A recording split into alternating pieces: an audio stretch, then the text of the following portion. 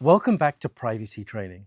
I'm super excited about this session. Out of all of the training sessions that we do, for me, this is the one that is the aha moment where privacy suddenly makes sense.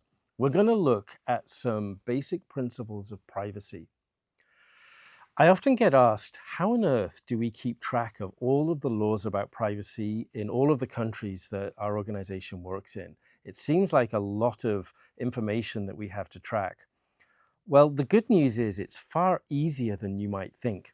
And the reason for this is back in 1961, many of the countries came together and agreed some common principles about privacy. Their agreement was to go back to their countries and enact these 8 principles into law.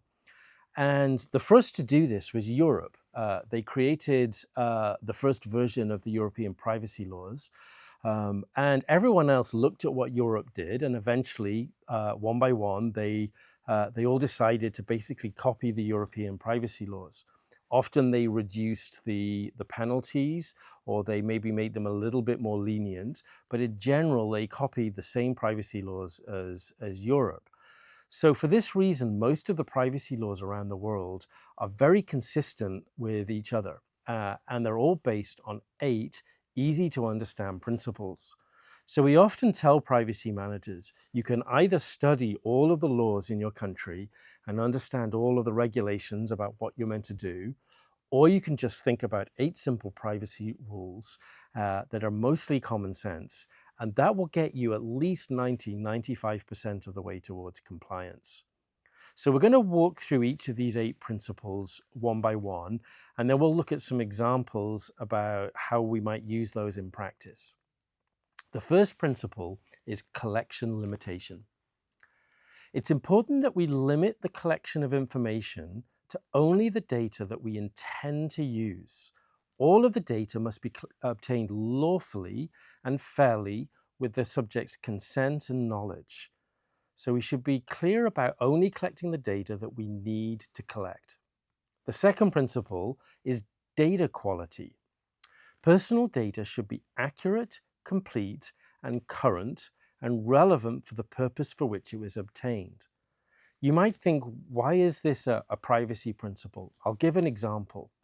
Let's say that you are engaging with a woman from a Muslim background, and she indicates to us that she would like to change her email address so that she can keep the communication with us confidential, and she doesn't want those around her to know about the communication that they're engaging with us. Well, it's important that we use the current email address consistently when they've given us that instruction, and that the data we're using is accurate, or it could pose a risk of harm to the people that we're working with. Purpose specification. The third principle of purpose specification says that the purpose for which personal information is collected should be specified and not changed. In other words, we should say what we're going to do with their data. We should be very clear and upfront. Usually we do this using a privacy notice that we will look at in a future session. The fourth principle is use limitation. Use limitation means that data should only be used for the specified purpose and shouldn't be used for any other reason without their consent or by authority of law. So the principles 3 and 4 together basically mean we should say what we do and we should do what we say. This feels like common sense. It's just a part of how we build trust with our data subjects. The fifth principle is security safeguards. Personal data should be protected against unauthorized access, modification, or disclosure. Security is one of the essential elements of privacy. Sometimes we say that you can have security without privacy, but you cannot have privacy without security. It is important that we are keeping the data safe and secure, and if we are not, we cannot demonstrate that it is not being inappropriately used. The sixth principle is openness. You might be surprised to see openness as a principle on a list of privacy principles. But this means that our data policies, all of the ways in which we are using data, we should be transparent about and open about. We should not be secretive in the way that we're using data. And it should be very clear who is collecting the data.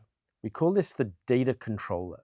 It's the organization that is collecting and is responsible for the data. Simply put, who could be sued if the data is misused?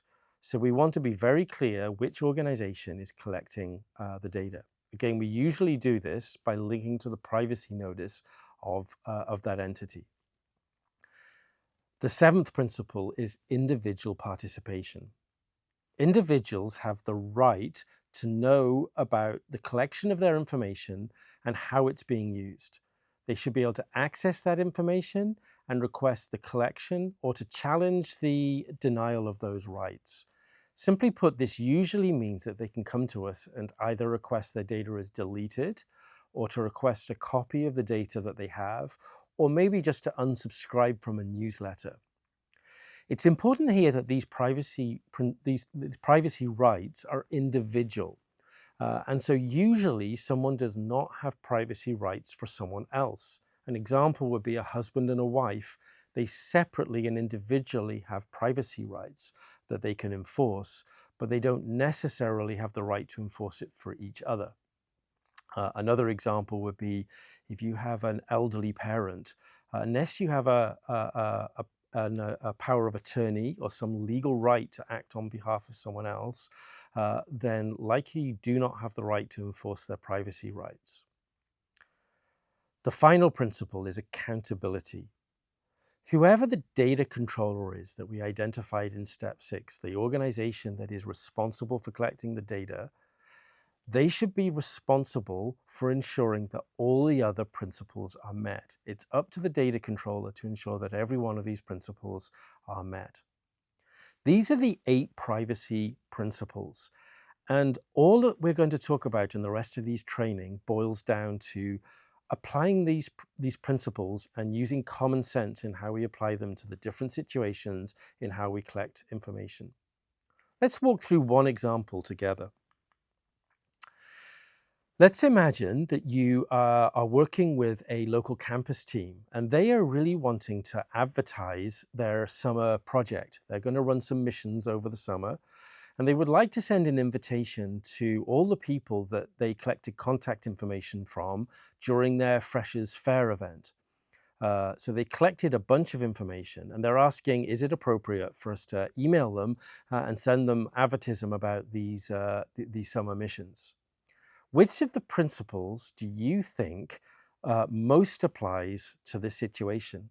Go ahead and pause the video for just 1 second and take a moment to think through which of these principles most applies. So if you said use limitation or purpose specification, then you are thinking along the right lines. Now, every one of these privacy principles applies in every situation. So strictly speaking, there are no wrong answers here.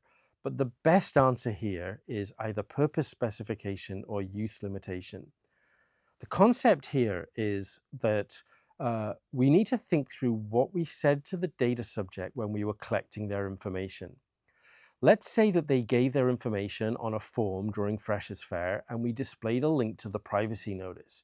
And in there, we clearly indicated that one of the things we wanted to do with their personal information was to keep in touch and inform them about ways to engage in activities and events. If that's what we told them at the point of collection, that's what we can do with the data.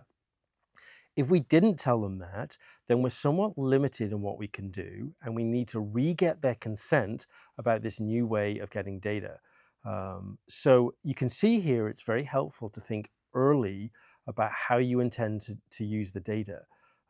But usually, if you tell them what you're going to do and you're very clear about that during the point of collection, then that opens up all the things that you might be able to do later as you think about the ways we want to engage them. So that's a good example. We have a few other examples that we want you to think through on your own.